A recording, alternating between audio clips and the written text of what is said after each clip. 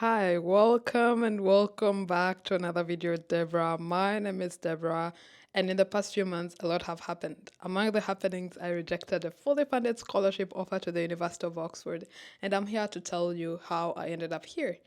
I still remember a few months back when I was making an Instagram poll to help my audience decide which school was best fit for me for my graduate studies, and if we're to go with democracy, I should be an Oxford student.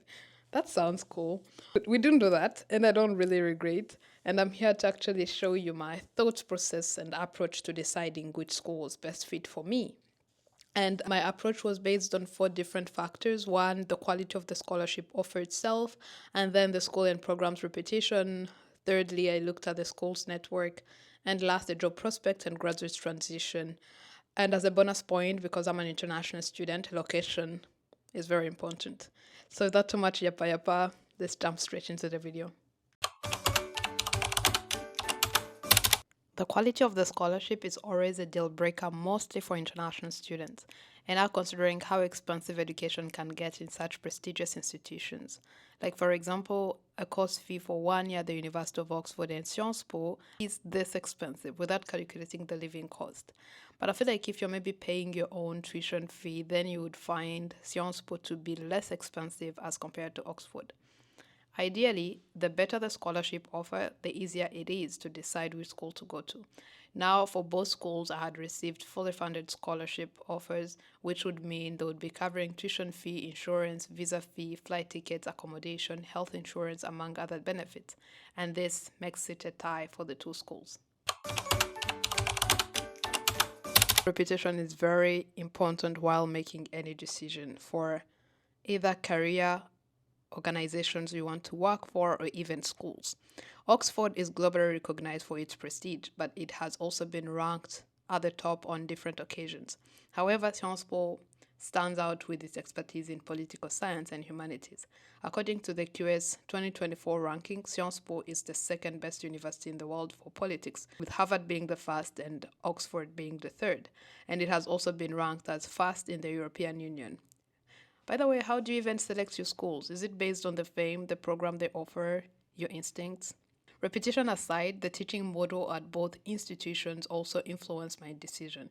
Sciences program would have been 2 years, with a strong emphasis on theory and practical engagement, while at Oxford, this is a 1 year master's which combines research-led teaching with tutorials, which I found cool, by the way, and I think my Oxford program was too academically specific but also highly intensive for such a rich program, and I don't think I was really ready for such transition then.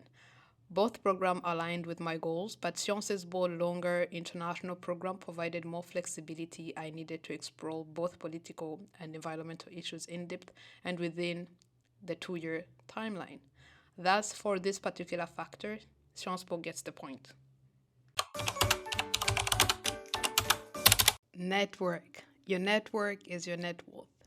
Now, coming to networking, Oxford is well known for its rich network and alumni body, especially in the fields of computer science, health, among others. But you can't go wrong with SciencesPo either. It has a strong network in the fields of political science and the impact of the faculty in this category, with lecturers and professors being current practitioners, head of international bodies, among others. Based on the career I'm projecting for in the future, SciencesPo happen to be winning on this side. Well, employment. I feel like the most purpose of getting a master's for most students, aside from being intellectual beings, it's to get a better pay offer and all sometimes work for themselves, which then means a better pay and sometimes more quality life and more life choices. So the quality of the network and alumni network at the school you chooses to join will most likely influence how smooth this transition will look like. With a master's in international governance and diplomacy at SciencesPo, like any other master's program at this school, will have prepared me for this transition, with most graduates actually getting employed before they graduate. SciencesPo course structure gives and encourages a more hands-on approach to learning, and the provision of internship, thesis, exchange programs actually did influence much on the role and prepares students for such a transition. While at Oxford, with a master's in environmental change and management, isn't bad either. The school's alumni body and the dominancy of the institution in environmental research, but also the optional Ubuntu program, which is a give back within a particular organization of your choosing that is working on African matters under the AFOX scholarship, would have prepared me for this smooth transition and given time to explore career prospects and gain. So on this particular factor, this is a tie. Now, location. Speaking of institutions, it's also important to look for where they are based. I was looking for a place where I'll be able to travel, but also a place where the social life is a bit more balanced between students, but also life in general. And I feel like Paris, home to numerous international organizations, including UNESCO and OECD, among others, provides an ample networking opportunity, but also practical exposure to global governance.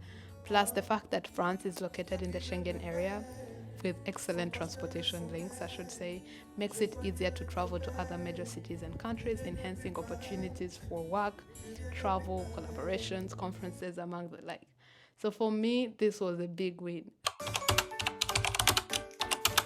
I feel like deciding for these two schools wasn't supposed to be anywhere complicated because these are two great institutions.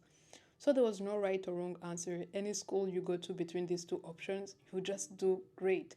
Not just these schools, like any other school. It's more about what you do with your time in that particular school, but also how able you are to leverage on the existing networks that the school has built, the alumni body, but also the different careers and opportunity the institutions provide. One of the terrible spots to be in was actually being on the end where I was the one to be sending that rejection. And it feels so bad to say rejection because I hate the word itself. I feel like it's not very appropriate. But yeah, being on the end where you're the one saying, no, I'm not taking the offer, especially for something you've been praying so hard for. On the other hand, I was like, someone on the waitlist is about to hear the great news that I have been admitted for the scholarship, and we'll all be happy in our next academic transitions. Take your best guess, decide for yourself, and just do it. Do it scared, do it when feeling judged, do it unsure, do it happy. Decide for yourself because if you don't, somehow someone will decide for you. And if you don't decide, I feel like it's just deciding in itself. So thanks very much for tagging along. Happy end of year 2024. I can't wait to meet you again in 2025. Stay safe, stay happy. Cheers.